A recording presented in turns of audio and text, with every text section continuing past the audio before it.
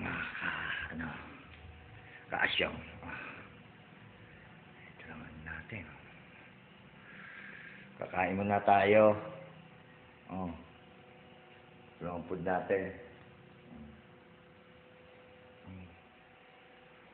Yan. Leto naman tayo ng stocks.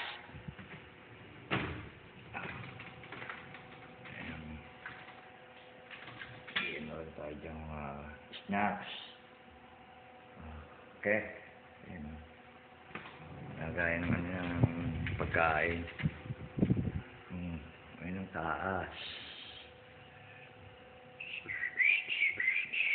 Ayan, kain mo na tayo.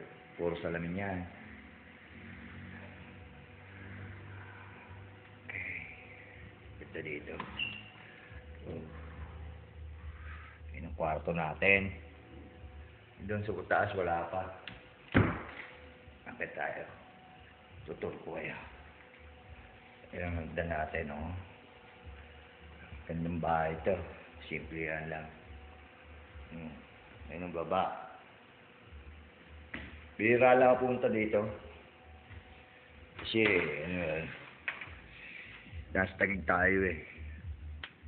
Ayan, oh. Ito yung gubat na gubat yan, no? Diba? Sukal.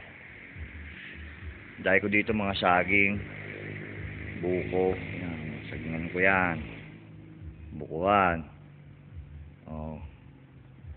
Pagka wala akong magawa sa Taguig, dito ako pupunta. Asyenda. Lawak yan. Ganda yan. Tatabasin ko pa yan. Ako lang. Ito yung sa likod. Ayan. Ayan yung tabas ko. Nahawang ko na. Unti. Hirap din, ang ganda niya sa may mangga.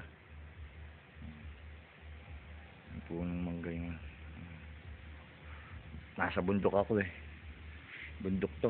Tayo yun, pinakita ko sa trek yan. Mga bukuhan. Ayan, taas naman kita nyo. Yung setup ng bahay. Yung lang mag-setup ng bahay. Simple lang. Pagka dyan. Kita nyo naman. Ang ganda na setup. May ilaw rin dito sa taas. Siyempre.